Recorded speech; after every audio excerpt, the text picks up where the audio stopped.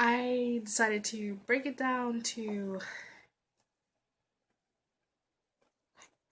I will focus.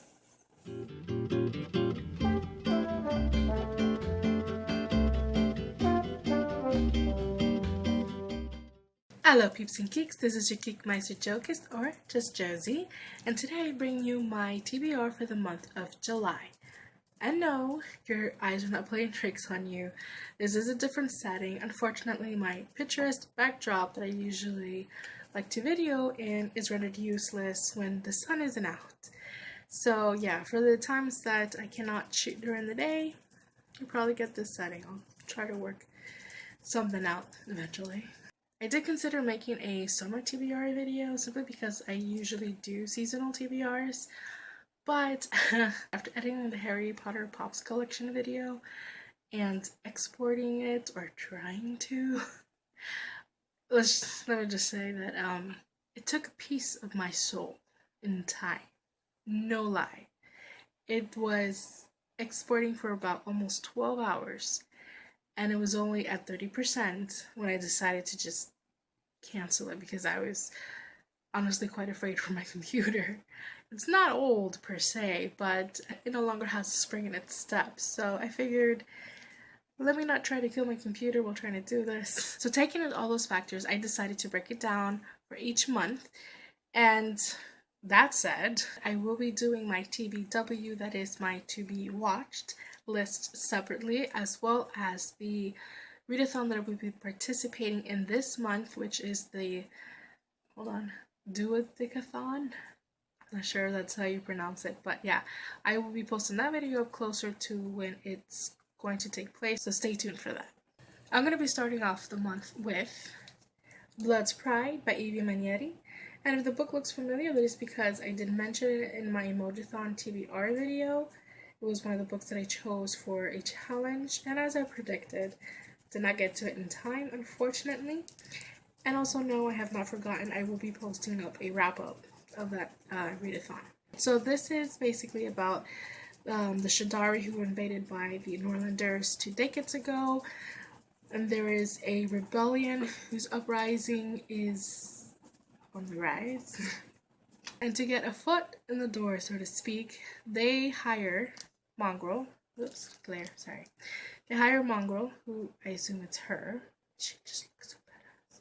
However, they're not sure if she's in it for the cause or in it for herself, and if she might be scheming something up sinister. And for that reason, they don't quite trust her. And I'm hoping that she turns out to be one of these characters that toe the line between hero and villain, just simply because I usually find those the most fascinating, and those are usually my favorite. And she just looks like she would be kind of in between that, so I'm very much looking forward to this. Next up is The Lie Tree by Frances Hardinge. And this follows a girl, Faith, whose father was murdered, and in pursuit of justice, she finds amongst his belongings a tree that only bears fruit when you lie to it. And that fruit in turn gives you a hidden truth. Naturally, she thinks this just might be the key to solving her father's murder. Or it just might lure the murderer to her.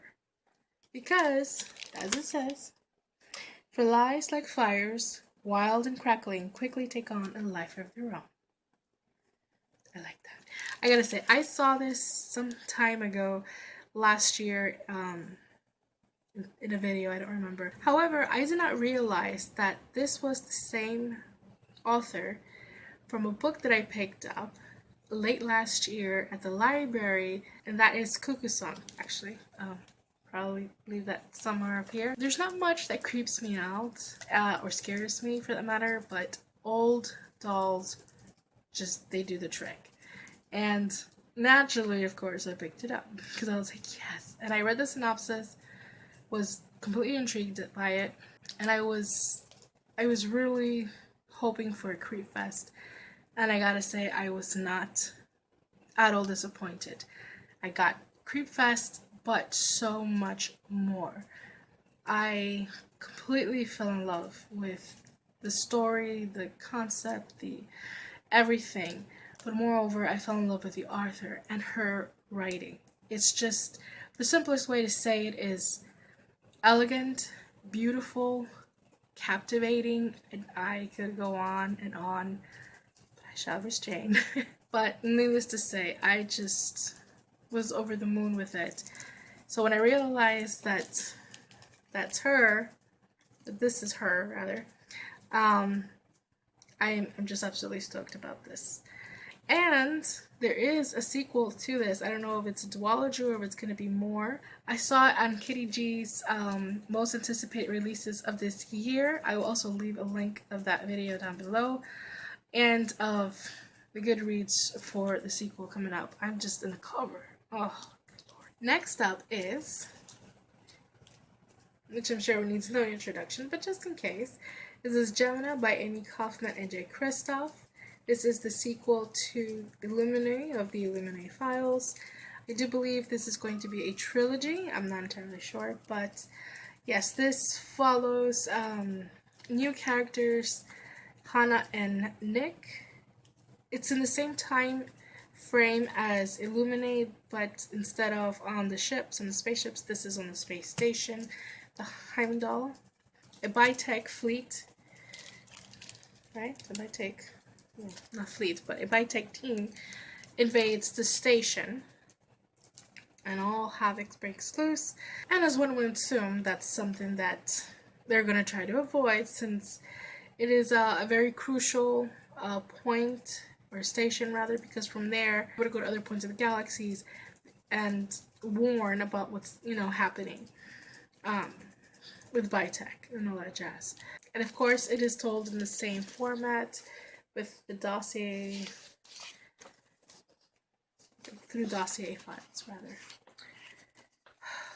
I swear I can talk. I don't know why. Once I put on the that's really cool. I am looking forward to it, however, because Illuminae was actually a bit of a surprise. I did not expect to like it as much as I did, and I did. Next up is Some Danger Involved by Will Thomas, and this is actually his debut novel, in which he introduces a detective, Cyrus Barker, and his apprentice, Thomas Lunan, as they work to what? As they work to solve the gruesome murder of a young scholar. And let's see, there's more to that. When a student bearing a striking resemblance to artists' renderings of Jesus Christ is found murdered by crucifixion in London's Jewish ghetto, 19th century private detective Barker must hire an assistant to help him solve a sinister case. Out of all who answer an ad for a position with some danger involved, the eccentric and enigmatic Barker chooses downtrodden Lunan, a gusty young man whose murky past includes recent stints at both an Oxford college and an Oxford prison. As Lunan learns the ropes of his position, he is drawn deeper and deeper into Barker's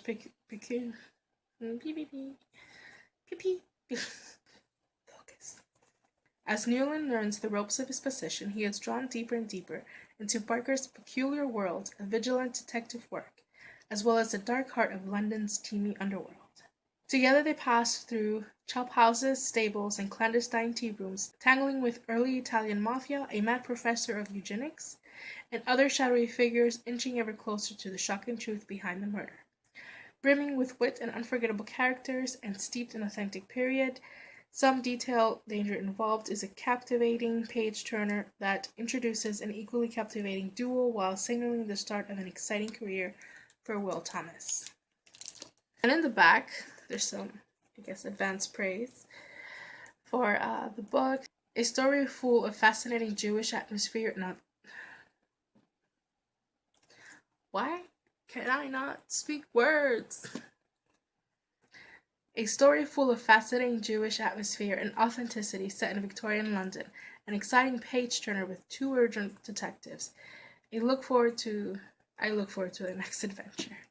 I'm really looking forward to it, and I did not realize the Jewish aspect of it, so that just makes me even stoked for it. So, yeah. Man, the blue books really just bring out the yellow everything else. There we go. Next up are the graphic novels that I have planned for this month. First one up is A Fullmetal Alchemist by Hiromu Arakawa. I hope I said that right. But yeah, I don't know if I need to say much more. I mean, Fullmetal Alchemist is pretty popular anime, at least. I did actually watch the anime when it first premiered on Adult Swim some time ago, but I never finished watching it, so I am very much interested to. I know this is the original behind the anime, and I haven't read them, and I need to. So my plan is to read them all, and then watch the anime, and go beyond what I had seen and finish the whole thing, because I really loved it. Next couple of graphic novels are superheroes, because that's where it started for me. And we're gonna with Spawn Origins Volume 1 by Todd McFarlane. And in case you don't know about Spawn, he is a Hellspawn who uses his abilities for good, in a way, to protect people and fight against his own kind. And yeah, and he is about one of the most awesome looking superheroes ever in my book. Next up is Batman 66 by all those people. There's Jeff Parker, Jonathan Case, Ty Templeton, Joe Quinones, Sandy Jarrell, Ruben Procopio, and Colleen Hoover. I'm so like Colleen Hoover, huh? But no. So, and this, as you can imagine, as the look of it, is inspired by the 66 TV show with Adam West, of which I grew up on. Look at the penguin! Huh? Yeah, I've had this for a while. I need to get into it, because again, I adore the TV show, so I know I'm gonna adore this. And it looks just as quirky. I love that. I love that. We have Cursed Pirate Girl by Jeremy A. Bastian. This was also an interesting find at the library. And since I am working on a pirate-themed graphic novel, it's good to know my competition, right? The Cursed Pirate Girl is on a quest in search of her father, a journey filled with adventure above and below the mythical waters of the Omega Seas. A nautical fairy tale of strange creatures, whimsical characters, swashbuckling danger, and the most bizarre pirates you could hope for. Cursed Pirate Girl is certain to amaze and captivate adults and children alike. I'm a little bit of both. And that, my friends, concludes my TBR for the month of July. It's a bit ambitious, but I think doable for the most part. Thank you so much for taking time out of your day to watch me, whether it's talking about books, or stuttering, or rambling, or hearing my dog cry. And having said that, if you enjoyed this video, please go ahead and hit that like button, as well as subscribe, because there is more ramblings to be had on this channel. And as always, wherever you are in the world, have a lovely morning, afternoon, evening, late evening, and read on. Joke is out. When she walks, she's like a samba that swings. As I work to solve the murder of a gruesome when she passes, each one she passes goes. to solve gruesome murder of a skull. Even seriously. But I watch her so sadly. Making me lose my concentration. How